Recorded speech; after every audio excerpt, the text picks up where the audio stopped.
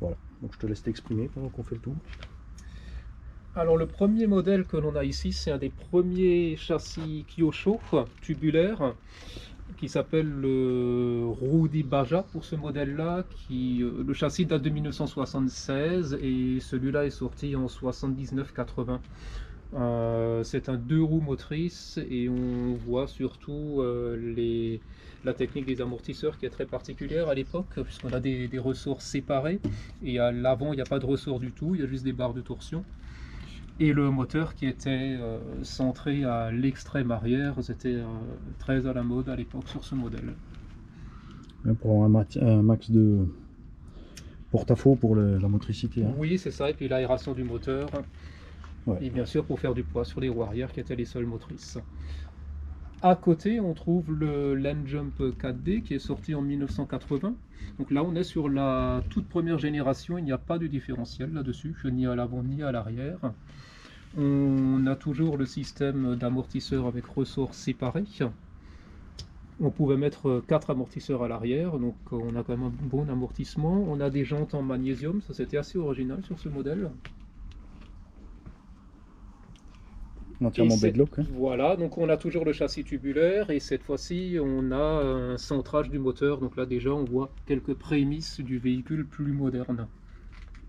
Et au niveau de l'avant, à la place du différentiel, ils ont mis un ingénieux système de glissement limité. Ouais. Donc on a une sorte de petit embrayage. Et réglable alors un petit peu Oui, réglable avec une petite vis BTR. Là. Donc un disque de friction en fait. C'est ça, c'est ça. Les deux côtés sont séparés, juste reliés au milieu par le disque et le ressort. Et avec la vitesse, ça se met en prise plus ou moins. Ok. Et le blocage des amortisseurs se faisait simplement avec cette barre transversale qui bloque là. Ah, c'est la butée. Voilà, c'est la butée des amortisseurs simplement avec une barre et 2 supports. Et du coup, par contre, là, ils sont passés sur des ressorts. Oui, là, il n'y en avait pas encore sur cette version-là. Ouais, en fait, la barre de torsion qui fait le boulot aussi. Sur là, ouais. T'as des petits ressorts là, en fait. Ils ont mis là, sur le truc. Donc, c'est pas une barre de torsion non plus. Mais là, ça reste très léger. Quand même. Oui, c'est sûr. Hein. Ouais. Mais là, du coup, tu peux régler la précontrainte aussi. Là, on a des améliorations. Enfin, là aussi, si tu peux, je pense que tu peux déplacer la vis pour augmenter plus ou moins la pression. Oui, donc il y avait déjà tout réglable. Hein. Alors, ce châssis chez Kyosho, c'était une innovation aussi. C'est la double triangulation au niveau des suspensions avant. Ouais. Et du coup, celui-là, il n'a pas de diff arrière non plus. Hein. C'est rigide. Là, il n'y a pas de diff, non. Donc là, tu as juste le glissement. Et le moteur, ils l'ont centré comme c'est en 4 motrices pour ramener pour améliorer devant, le centre hein. de gravité. Ouais. Il est beau. Ouais. On veut des trucs à tube. Ah, ça donne un fini assez original et quand on voit rouler, ça c'est assez pour sympa. le loisir, c'est beau. Ouais.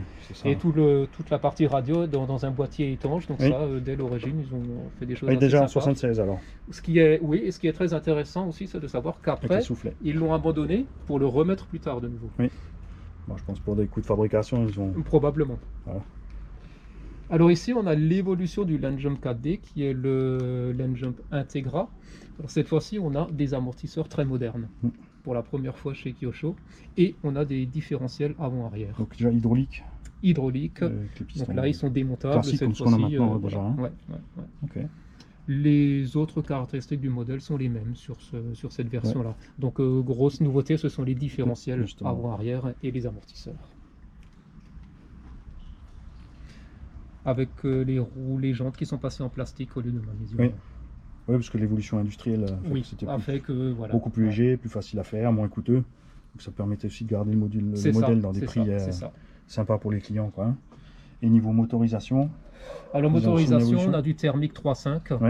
Là aussi, c'est tout du 3.5. Ouais. On voit juste comme déjà l'évolution du travail de fraisage sur la culasse. Tout à fait, qui a été modifié. Tout à fait, sur le moteur de marque Ignia. Et là, on a l'évolution du Landjump Integra. Cette fois-ci, on voit les prémices de la gamme Inferno et Burns, puisqu'on a cette fois-ci une vraie triangulation d'amortisseurs, les amortisseurs fixés sur la triangulation et les suspensions bras tirés, effectivement. On conserve les différentiels des versions précédentes, mais on voit que sur le travail de la suspension et des amortisseurs, on est vraiment sur quelque chose de plus moderne. On a même la tourelle à l'arrière qui est arrivée pour la première fois. Après, moi je suis fan des bras poussés à l'avant, franchement. Des bras tirés devant et des bras poussés arrière, toi là ils ont fait tirer. mais de faire l'inverse, de faire du pousser devant et du tirer derrière. Oui.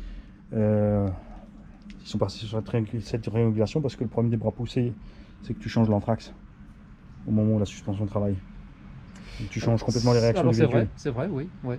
Et quand tu as, donc ça c'est du bras poussé, puisque tu vas pousser par là. Par contre c'est l'avantage dans le tout-terrain, puisque la roue va vraiment, avec la motricité, elle rentre, tu vois.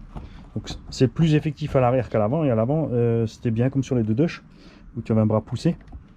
Ça permet de changer l'anthrax dans le virage, en fait. Quand tu fais un virage à droite, ton anthrax à l'intérieur s'allonge et l'intérieur se raccourcit. On a une motricité qui... Donc tu changes le truc, mais c'était plus chaud pour passer à puissance au sol après. On a aussi ce système ingénieux et très simple. Hein, oui, au niveau du réglage. Hein, là, donc tu peux changer ta hauteur de caisse comme tu veux. Voilà. Tu desserres ici, tu redresses. C'est pas mal. Simplement en modifiant Ils ont allégé la construction aussi pas mal entre les différents modèles. Hein. Alors complètement, oui. Là, évidemment, il y a beaucoup plus de pièces plastiques, on le voit, ils ont abandonné l'aluminium partout. Non, même pour la quantité de matériel, tu vois, comme ils sont passés sur les doubles bras, avec les amortos plus petits, plus bas, ils ont aussi descendu du coup le centre de gravité, mine de rien. Le châssis, lui, est resté pareil. Hein. On est sur les deux barres, là on est resté pareil. Et on a déjà une direction avec un sauve-cerveau séparé du cerveau. Oui. Hein, Arma. Qui est passé par là. C'est comme ça que ça marche, un cerveau. Donc là aussi, on a un moteur qui est plus moderne, qui est arrivé donc milieu des années 80, hein, le fameux OS Max RF, qui a été vendu à des palettes pleines. Hein. Donc celui-là, il est neuf, il n'a jamais vu une goutte de carburant. Donc, voilà. Donc il est huilé tranquille pour rester... Voilà, c'est ça, pour l'export. Et ensuite, la fameuse Burns qui s'est vendue dans le monde entier et un peu partout. Alors ça a été un très gros succès, notamment pour concurrencer Yankee, marque française, qui avait la particularité d'avoir déjà, avant la Burns, un châssis avec la triangulation comme on le fait aujourd'hui. Donc ça, c'était la réplique concurrentielle de Kyosho. Quoi. Et ça, c'était donc en 1987-88. Quand même déjà, hein, relativement tard par rapport à ceux-là finalement. Absolument, oui. Alors que Yankee, dès 83-84, avait déjà cette formule. Donc ils ont poussé un peu les autres, quoi. Ouais. En fait.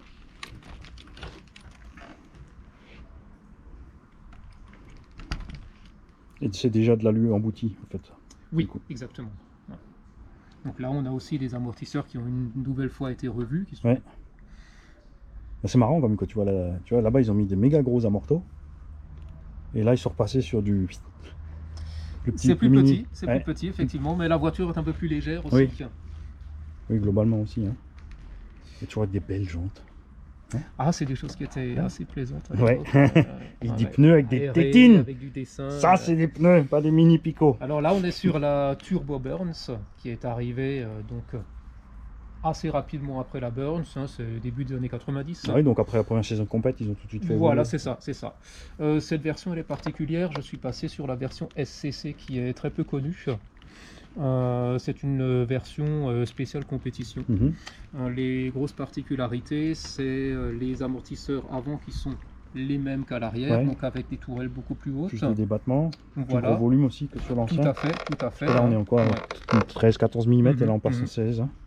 Et on le verra tout à l'heure, on a aussi un frein sur le train avant. Séparé, qui n'existait pas sur le Burns. Oui, là ça freine et tout. Et là tu freines séparément. Et les barres stab. Il y a les barres stab, effectivement, avant-arrière, qu'il n'y avait pas sur le Burns. On a de nouvelles jantes aussi, qui font plus sport, choisies par Kyosho. Et à l'intérieur, on a un moteur OS Max RX, c'était le fameux modèle sport compétition de l'époque. Et pareil, ce moteur, il n'a jamais vu une goutte de carburant, il est tout neuf.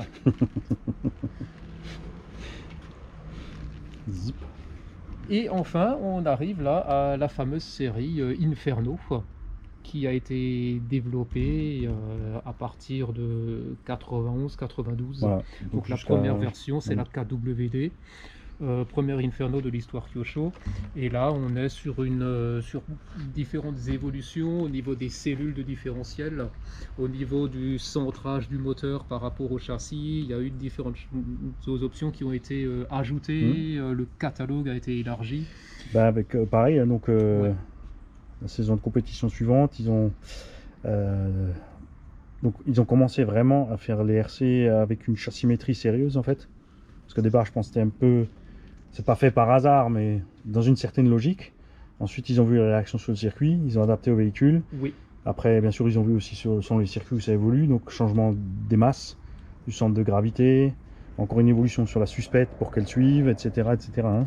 Alors, une différence majeure aussi, c'est au niveau des roues, puisqu'ils sont passés cette fois-ci sur des pneus à picot, et les roues sont les mêmes à l'avant et à l'arrière, alors que sur Burns et Turbo Burns, à l'ancienne, SCC, on avait des pneus plus larges à l'arrière. Ouais, à l'ancienne, vraiment. Vraiment à l'ancienne, et parce que les gens roulaient dans l'herbe, dans la terre, donc ils avaient fait des pneus basiques. Et là, ils ont commencé à voir que ça glissait sur les circuits. Oui, entre donc autres. ils ont commencé à multiplier les picots, diminuer la taille. Hein, et après, voilà quoi. Alors, moteur Pico, ce modèle-là, qui est quasiment neuf, juste le rodage de fait. Et ensuite, il y a eu la Inferno DX. Alors là, Kyosho a décidé de lancer sur le marché des versions plus accessibles que la version Inferno traditionnelle. C'est ce que j'allais dire. Du coup, on se retrouve avec les amorceaux plus petits, avec un réglage super malin en fait par décrantage là. Mine de rien, c'était très simple, ça faisait le travail. Hein. Ça fait le taf et ça bouge pas. Voilà. Hein.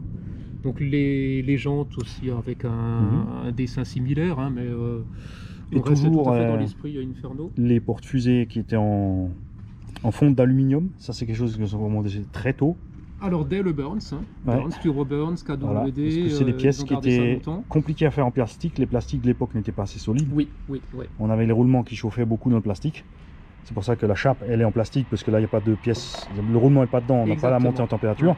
Et on avait ça par contre au niveau du porte-fusée, ce qui rendait pour les constructeurs très compliqué de faire des porte-fusées durables en plastique. Ou qui ne pétaient pas sur les chocs au niveau du filetage, de la vis ou n'importe. Parce qu'ils n'avaient pas les techniques de maintenant, donc ils étaient restés assez longtemps en fait sur ce système. Hein. Tout à fait. Et tout d'un coup, ils l'ont viré pour le ramener en option. Autre différence au niveau du coût, hein, c'est que sur la KWD, on avait un châssis fraisé partout. Alors que sur la DX, on est plutôt ça dépassait encore. Bon, après, c'était facile à refaire soi-même. Mais c'était vraiment l'objectif, c'était d'avoir une RC moins chère. C'est ça. Et en 94-95 est sortie la Turbo Inferno. Donc ça permet aussi au public de financer la compétition. Parce qu'ils avaient besoin d'argent. Oui. Et les faibles ventes, parce que les compétiteurs n'avaient pas tant que ça, ils n'avaient pas tant de matériel que ça. Donc le fait que le grand public accède au véhicule, ça a donné du renommé à la marque. Et ça permettait aussi à la marque d'avoir des finances du coup pour soutenir plus les pilotes. Parce qu'à l'époque, il n'y avait pas encore de sponsoring vraiment comme maintenant. C'était beaucoup plus compliqué. C'était vraiment le début. Hein. C'est ça, ouais. Commencer à se mettre en place. Donc, j'adore ces pneus. La Turbo Inferno, c'est un modèle qui a été très recherché. Hein. Aujourd'hui encore, pour les personnes qui s'intéressent aux restaurations, c'est un modèle que l'on se doit d'avoir dans la gamme, hein, dans le cadre du vintage.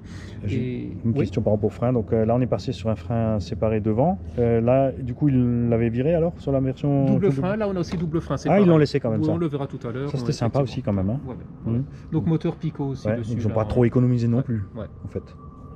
Ils économisent un peu sur les suspensions et puis. Ça reste l'Inferno de toute façon. On voit que les bras sont les mêmes. Voilà, le pare-choc est le même. C'est pas mal. Ça permettait aussi aux compétiteurs d'acheter. Ils avaient juste acheté. Si vraiment il fallait beaucoup de pièces, ils pouvaient en prendre un complet pas cher et récupérer ce qu'il fallait. Il peut, bien sûr. Beaucoup de pièces étaient similaires. Parce que le fraisage c'est vite refait aussi, mine de rien. Donc, ou ceux qui avaient ce modèle d'évoluer sur celui-là rapidement aussi après, s'ils voulaient se lancer. Exact. Voilà. Ils ont tous les mêmes pare-chocs aussi encore. Là, ça n'a pas changé. Bien volumineux. J'aimais beaucoup les pare-chocs de l'époque qui protégeaient toujours les suspensions. On le voit sur Burns et Turbo Burns. C'est quelque chose qui s'est perdu en fait. Ça s'est perdu pour deux raisons. C'est pas des histoires de coût ou de poids, c'est des histoires d'angle d'attaque. Parce que là, avec les gros pare-chocs, c'est bien mis en touche. Alors qu'à partir de cette série-là, même si tu arrives droit, tu as les roues qui touchent le sol pour repartir. Alors que là, on prenait un stop. Encore là, ils avaient fait un angle d'attaque pas mal quand même. Hein.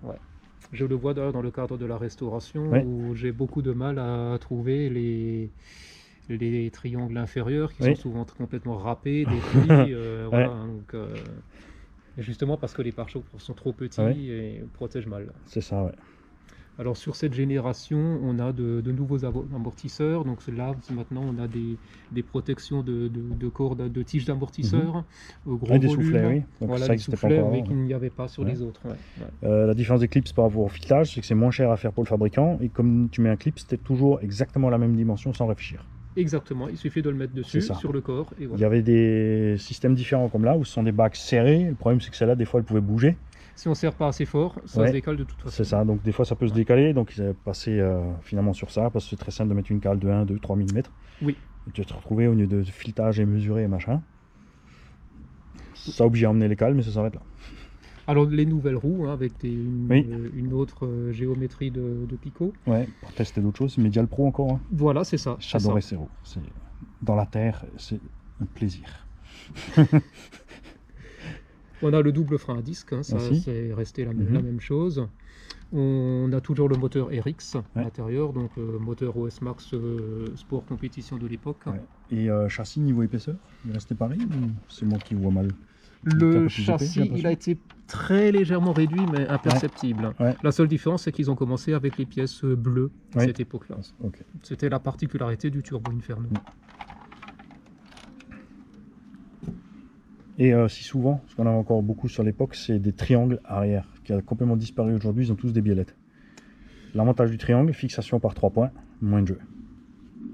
Ah bah on est plus stable. Parce que sur les modernes, c'est que l'inférieur qui tient la fusée et en haut ça bouge.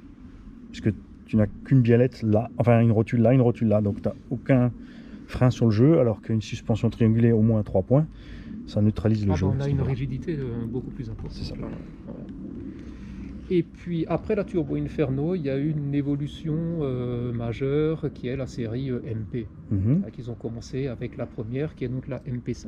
Ouais, et donc là ils ont commencé aussi avec des triangles plus gros. Oui. On juste. On a supprimé le gros pare-choc.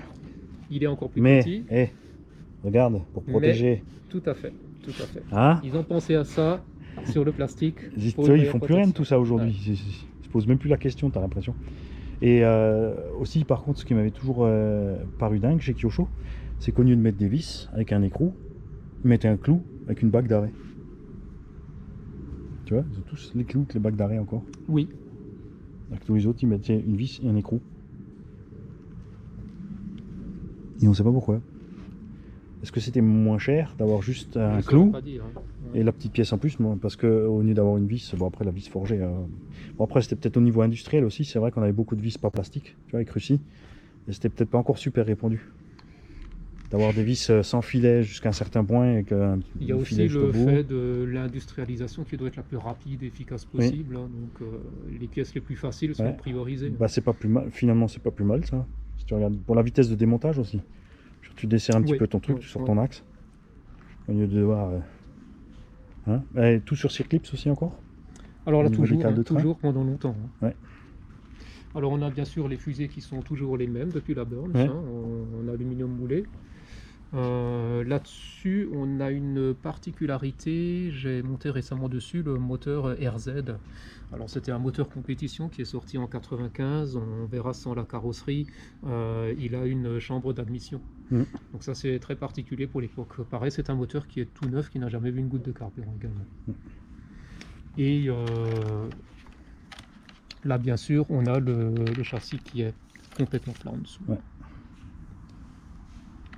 Et ils sont repassés aussi sur les bagues. Les bagues de nouveau. Et oui. Bah, je pense que les gens n'étaient pas contents avec ça, avec les cales, parce que ça tu te trimbales rien en fait. Mais pas pour longtemps. Tu desserres, tu fais ta mesure, tu le serres. Mais ça dépend, je pense aussi de ce qui se passait en compétition ces années-là. Ils regardent beaucoup évidemment les compètes. Bon, Kyosho a gagné beaucoup de courses et de championnats. Donc après ils analysent tout ça, suivant les remontées d'infos des compétiteurs. Et les roues aussi toujours fixées par des vis. Donc on avait un filetage dans la fusée et tu serres directement dans la fusée ici. Oui. En fait, sur tous ces modèles. Pareil partout. Donc c'est venu beaucoup plus tard en fait, cette histoire d'écrou en 17. Parce que du coup là on est déjà en 1900. Là on est vers 96, 97. Donc fin des années 80. Inferno MP6 qui est venu donc après la MP5 et repasser sur l'Eclipse. L'Eclipse, voilà. Ouais. Donc, évolution importante sur cette série-là, notamment on a des amortisseurs, encore une fois nouveaux, de plus gros volume. Ouais. Avec toute une série d'amortisseurs de différentes duretés disponibles. Et des billettes à pas inverser. Oui. Qui n'étaient pas là. On pouvait les avoir en option. En option. Donc moi j'ai gardé le modèle le plus standard possible. Et là c'était de série alors. Voilà, de série partout. Carrosserie qui enveloppe plus aussi, un petit peu. Non, ça ils ont bien gardé quand même. Ils avaient toujours la tourelle arrière planquée. Hein, oui c'est ça, c'est ça. Ouais. Ouais, juste plus large, assez similaire, légèrement plus large peut-être. Ouais.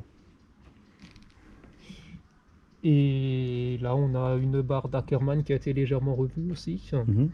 Là j'ai placé dedans une particularité, c'est un moteur RB, une série spéciale qui a été signée en hommage au directeur du bureau d'études Kyosho.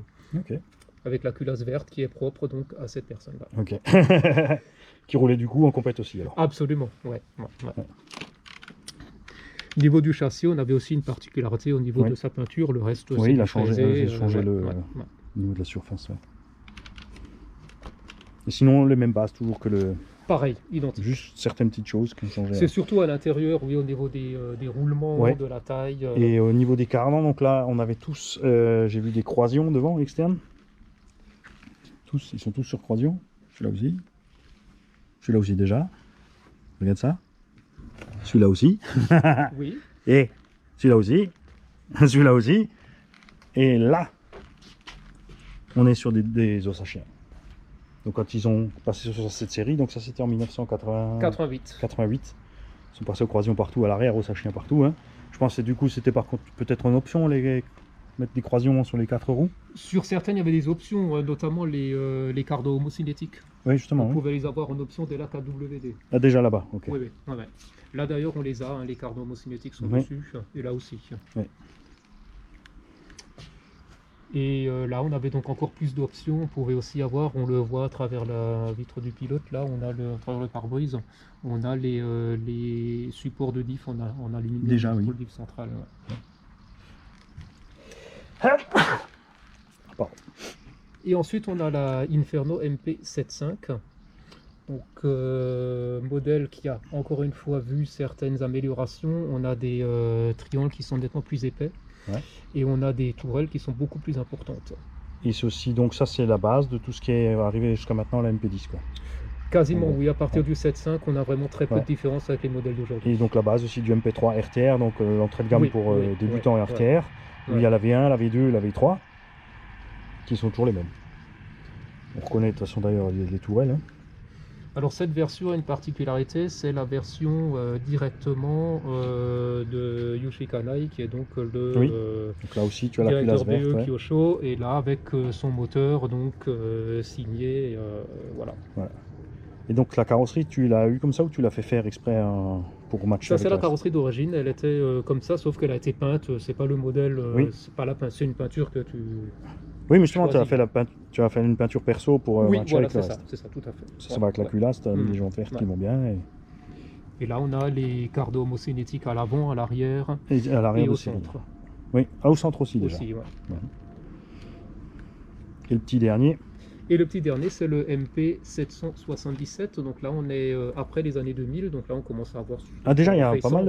Ouais. Celle-là, elle est de 2004, 2004-2005, et là on est sur la version internationale, WC comme ils appellent ça pour World Competition, et là-dessus on a donc l'équipement complet optionnel sur ce modèle-là, qui la MP777, elle rassemble en fait toutes les options qu'on pouvait trouver sur la 7.5. Voilà. Donc il y a de grandes similitudes. Une modification au niveau des triangles devant, ils sont devenus plus fins, mais ils ont rajouté pour un flex différent. Oui, tout à fait. On est passé, à partir de la MP7 aussi, on est passé sur ce qu'on disait avant. Non, même déjà là, tu vois, ceux-là aussi. On a les biellettes à l'arrière à la place des triangles. Oui. Supérieurs. Toujours le frein séparé avant-arrière. Frein avant, frein arrière. Voilà. La plupart des pots d'échappement sont homologués sur toutes les voitures. Et les générations de cette époque-là, donc là on voit bien la différence d'évolution entre les méga crampons qu'on préfère toujours et, Et là, on est plus piste, quoi, hein, roquette, ce genre de choses. Ça. Et au niveau de la répartition des masses sur les différents MP, ils ont... Oui, ce qui a changé surtout, c'est la position du moteur, qui a été plus ou moins rapprochée du centre du véhicule. Autre particularité, on ne le voit pas bien parce que c'est dans les carrosseries, c'est qu'ils ont... ils sont passés sur le boîtier protégé. Alors ça, c'est assez intéressant puisque sur les Land Jump du début des années 80, il y avait un boîtier protégé. Ensuite, ils l'ont abandonné, tout était ouvert. Et puis, ils l'ont réintroduit plus tard. Pour la partie radio. Et donc, c'est un véhicule qui roule en compète, il a même encore la puce. Ouais. Donc, tu as la puce d'étagère. C'est là, effectivement, elle ne va plus compter grand-chose, mais elle est là. Voilà. Donc là aussi, on a les CVD centraux, on a les renforts alu. Voilà, c'est ça, exactement. Tout déjà dessus. Et les différentiels, à ce temps-là, ils avaient donc déjà 4 satellites 4 satellites, oui. Depuis sur la Turbo Inferno, déjà, il y avait 4 satellites. Donc c'est vraiment juste la MP3 où ils avaient dégradé en 2. Oui, sur la DX, en fait. Pour permettre justement le... Après, ça ne change pas, on a un châssis fraisé, voilà. Mais par contre, qui a reçu, du coup, au niveau d'une peinture, lui, il a reçu un traitement. Oui, c'est ça exactement. Parce qu'au début, c'était encore assez brut. On a vu les châssis, c'était brut. Et ça fait, enfin moi, pour l'avoir vu maintenant, surtout chez Obao, le traitement change énormément la réaction du châssis, en fait, en flex. Alors, il y a ça, oui, et puis ils ont eu tendance, je l'ai vu, à être plus étroits. Oui. Après, c'est vrai que si tu peux, avec avec le traitement que tu fais, rigidifier un peu le tout, tu peux te permettre de mettre moins. On voit aussi d'ailleurs justement qu'il y a les fraisages en châssis du coup. Exactement. Exactement. Parce que les autres n'ont peut-être pas encore à ce moment-là. Et il y a une chose dont on n'a pas parlé, mais qui est importante quand même, c'est qu'à partir de la MP5, on a le fameux châssis qui remonte devant. Ah oui, le kick-up, du coup, pour mieux encaisser justement les coups. C'est ça. Qui se posait pas la question à l'époque, avec les bras tirés, tu n'avais pas besoin, puisque le bras il suivait le terrain. C'était très différent. Là, ils étaient obligés d'encaisser le coup autrement. Ça permet aussi, ça va de pair avec ça, pour les atterrissages en plongeant plus du nez sur les appels contre-appels. Parce que je pense qu'à cette époque-là, ils faisaient des bosses, mais pas spécialement les sauts. Là, on arrivait sur des performances moteurs quand même qui leur permettaient de franchir les tables et tout. Donc au lieu de partir et d'atterrir en haut, ils traversaient le tout. Donc ils étaient obligés de commencer à travailler sur l'atterrissage avec un nez plongeant. Sur la réception, sur l'amortissement, la rigidité et le flex en même temps. Exactement. Vous en faites pas, on fera encore un tour sans les carrosseries pour parler un peu plus de ce qu'il y a à l'intérieur dans une vidéo ultérieure où on l'accrochera à la fin, on verra. Alors au niveau des... J'ai du son, j'ai de la SD, j'ai de la pile. Exactement, voilà, tout va bien. Sinon il y a Gigi comme SMS, papy t'as mis ta SD. Donc qu'est-ce que tu voulais encore ajouter là? Je t'ai coupé. Au niveau des restaurations, les plus grosses difficultés que j'ai eues, c'est de trouver des pneus, des jantes, des ailerons, des triangles inférieurs et châssis. En fait, c'est tout simplement tout ce qui est autour du véhicule qui prend tous les chocs. Oui, parce que la méca, normalement, elle tient. Parce que, surtout à l'époque, ils avaient le niveau matos, ils avaient mis ce qu'il fallait. On n'avait pas trop de soucis avec les trucs. Il y a beaucoup de choses qu'on peut refaire soi-même, les axes de cardan, ce genre de choses. Ça, on en reparlera encore tout à l'heure. On fera un post spécial sur justement la restauration. Sur les besoins des gens qui font de la restauration, tout ça. Ça aussi. Puisque on a vu qu'il y a des boîtes qui commencent à faire des cardans sur mesure. Oui. Ça c'est super intéressant aussi, parce que des fois tu es coincé avec rien. Après là ça va, quand un constructeur fait un étalage sur une dizaine ou une quinzaine d'années sur un modèle avant d'évoluer sur le suivant, tu as encore un peu de marge. Mais c'est vrai qu'il y a des marques qui ont vraiment passé du tout au tout d'une saison de compète à l'autre, parce que ça allait pas du tout, donc ils ont changé les machins, des cardans plus longs, plus larges, n'importe quoi, même au niveau des sphères, et du coup tu t'es vite perdu en fait. Kyosho, c'est vrai qu'ils ont gardé une grande stabilité sur les années, au niveau de l'évolution des pièces. Ça permet d'en retrouver encore aujourd'hui. Ça permet surtout justement aux gens qui ont les anciens véhicules, parce que les Japonais aiment ça. De les passer de l'une à l'autre. Ce qui est moins dans la culture européenne. Une fois que le modèle est passé, ils s'en foutent de ces poubelles, enfin surtout chez les Américains. On le voit sur d'autres marques, effectivement. C'est ça. Il n'y a plus rien de compatible après. Exactement. Et là, on va passer sur mon étagère préférée. J'imagine. Vous êtes prêts? Voilà. Les USA One. Les Monster Truck. Ouais, c'est ça. Alors, on va commencer par c'est le premier qu'ils ont fait en fait chez Kyosho. Le premier qu'ils ont fait, c'est celui-ci. C'est celui-là. Donc là, on est sur le Nitro Crusher. Ouais, qui est donc basé sur 1990. Qui est basé sur le buggy. qui est basé sur le Burns. Effectivement, c'est le châssis du Burns, sur lequel ils ont revu légèrement la partie tourelle pour pouvoir mettre doubles amortisseurs. Hein, plus de débattement aussi. Hein. Plus de débattement, effectivement. Voilà. Autrement, le châssis est quasiment identique. On verra juste quelques petites particularités à l'intérieur au niveau de la transmission. Je vous montre là-bas déjà au loin, on en parlera après. Il y a une petite pièce en plus, qui est intéressante. Qui manque à tous les véhicules modernes. En gros, c'est ça. C'est ça, hein. C'est tout con. Ah, oui, voilà. Ils n'ont rien fait de mieux depuis, quoi. Au contraire. Après, pour le reste, effectivement, on retrouve le châssis Burns. Châssis purement buggy, quoi. Et ensuite... Ils sont passés sur la gamme. Est-ce qu'ils étaient sortis en même temps, du coup, les. L'électrique est sorti légèrement avant. Que la version du. Oui, entre 90 et 91. Hein, donc on va dire 91 pour le thermique, 90 pour l'électrique. Voilà. Oui, mais le modèle suivant, celui-là après, était sorti avec celui-là ou encore un peu plus tard? Ah ouais, encore plus tard, puisqu'après ils avaient remplacé celui-là par la série dont on a parlé tout à l'heure. Oui, c'est ça. Okay.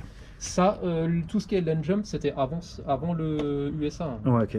Donc là, on est sur un 2 moteurs, tout comme le Tamiya Cloudbuster, qui sont sortis à peu près simultanément. C'est ça. Hein, donc ils se faisaient la bataille. Le moteur charbon, hein, bien sûr, à cette époque-là. C'est ce modèle-là qui est donc la reproduction fidèle du vrai Monster Truck USA 1, hein, qui existe encore aujourd'hui pour les exhibitions américaines. Hein. Donc c'est des engins, c'était des pick-up standards qui étaient rehaussés, d'où l'ajout de ce genre de pièces. En fait, ils déportaient le pont par rapport au châssis d'origine. Oui. Évidemment, il fallait relier le tout avec la suspension pour que ça passe. Hein. Et la particularité par contre du USA One par rapport au Cloudbuster, c'est que le Cloudbuster avait 2 ponts, donc était un peu plus près de la réalité. Et eux, ils avaient choisi de faire une suspension triangulée pour tout simplement l'efficacité de la suspension et la tenue de route du véhicule.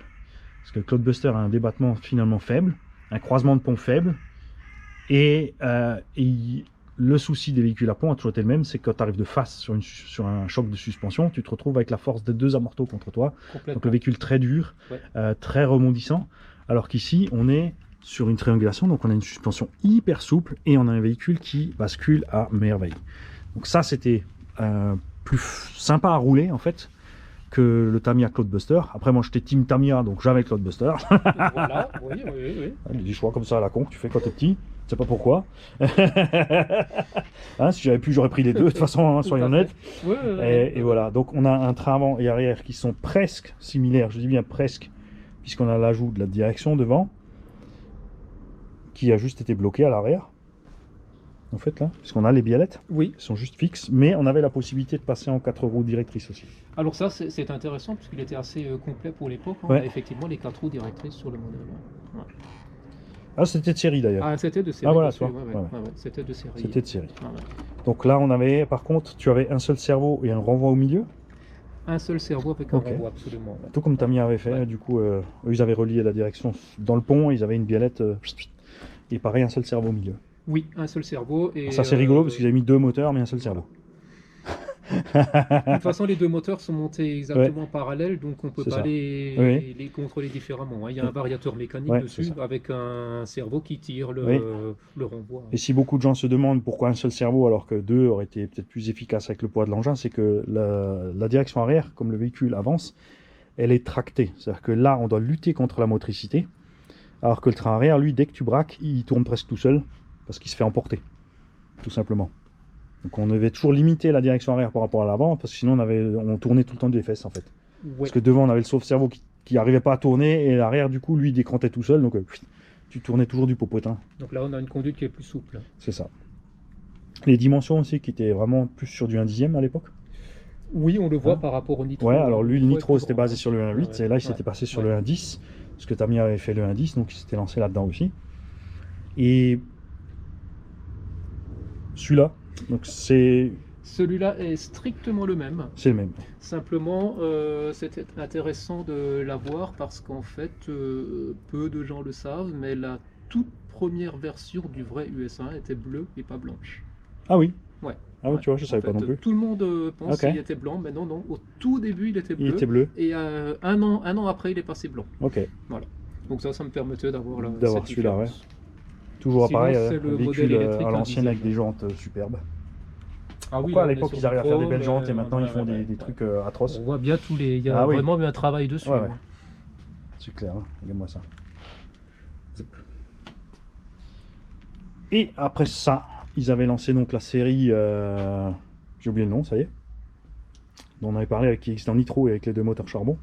Le Mad Force. Le Mad Force, voilà. Donc le Mad Force... En 2004-2005. Voilà. Donc il existait en version nitro 3.5. Ensuite avec une version charbon, 2 moteurs charbon. Et de là, ils ont dévié après sur la version brushless, mais seulement à partir de... Enfin, relativement tard, je crois. Ils n'avaient pas lancé tout de suite, mais ils l'ont fait. Parce qu'il y a beaucoup de constructeurs qui n'étaient pas encore passés sur le brushless. Eux, ils l'avaient lancé quand même assez rapidement. Puisque c'était en 2010 par là, 2010, ouais, j'allais dire 2008-10. Ouais, tu trouvais déjà la version brushless, donc avec un seul moteur, parce que ça suffisait largement. Hein. Moi, j'ai bien aimé parce qu'ils n'avaient pas exagéré, en fait, par rapport aux capacités du véhicule. C'est sûr, on aurait tous aimé plus performant, mais si tu mettais plus, de toute façon, tu flinguais tout. L'ensemble allait bien, mais sinon, on détruit les pièces plastiques. Exactement. Hein, donc, Et donc, cette série a évolué aussi, parce qu'ils ont fait le Fox de cette série, donc un véhicule pour les montées impossibles, avec les pneus palettes.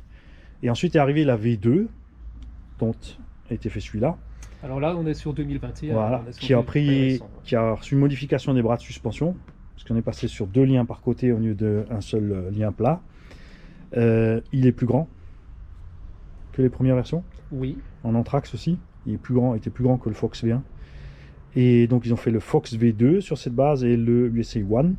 Et avant ça, il y avait encore... il y en avait encore un carreau de pick-up, mais les roues fines. Je ne sais plus. Le Outlaw, je crois. Ouais. Je pourrais pas dire, je ne sais plus. Je sais plus si non, pas le Outlaw, parce qu'on avait le Outlaw Rampage, c'était le 2 roues motrices, mais il y en a un entre avec une carrosserie de pick-up basique, et par contre avec les roues du Fox V2 qui n'étaient plus des pneus à palette. Donc ils ont fait cette petite série entre qui n'a pas trop attiré les gens. Et à partir, par contre, une fois qu'ils avaient relancé le USA One sur cette base, là ça a redécollé, quoi. Là complètement, oui, parce qu'ils sont partis sur ce châssis-là. C'est ça. Et avec les ponts aussi plus solides, qu'on peut adapter donc sur toutes les versions antérieures. Donc ce modèle existe en électrique ou en thermique. C'est ça, avec sa transmission par chaîne. Voilà, donc hyper silencieuse, qui permet d'installer le bruiteur, mais là aussi on en parlera encore. De la mécanique sans la carrosserie dessus, puisque j'ai déjà les vidéos sur la chaîne, mais on fait un petit récap des différences entre les V1 et les V2, pour ceux qui sont intéressés par l'achat d'occasion, bien évidemment, parce qu'il y a quand même pas mal de choses qui ont évolué dans le bon sens sur celui-là. Il y a certaines choses que j'aime moins par rapport à la V1, et selon ce que tu fais avec le véhicule, tu seras plus à l'aise avec la V1 ou le V2. J'ai fait une petite modif qu'on a peut-être déjà vu sur la vidéo, qui est très simple, mais c'était un petit problème qu'ils avaient.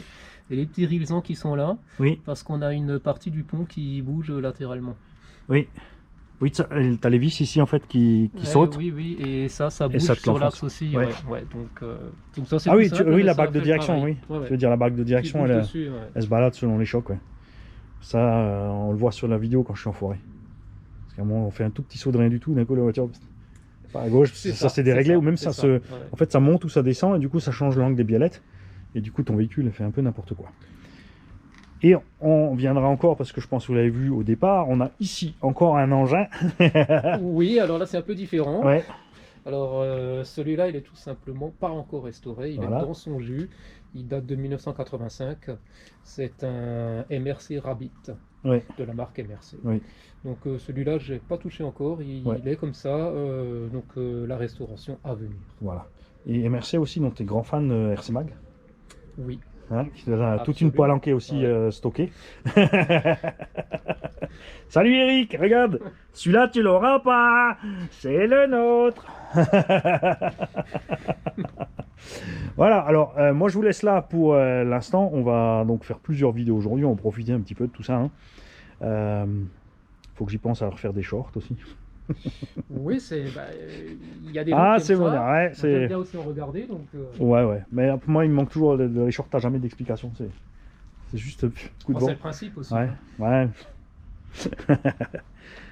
Alors je vous dis à tous une belle journée, si on se revoit pas dans la foulée, parce que selon ce qu'on fait, comme dit, on accrochera la vidéo suivante à celle-là, on étalera sur ça sur plusieurs semaines peut-être, je vais vous laisser un petit peu la bave à la bouche, comme on dit. Bavez pas sur les voitures, arrêtez, dégagez. On va mettre un cordon. Cordon de sécurité. Cordon de sécurité. Salut les gars.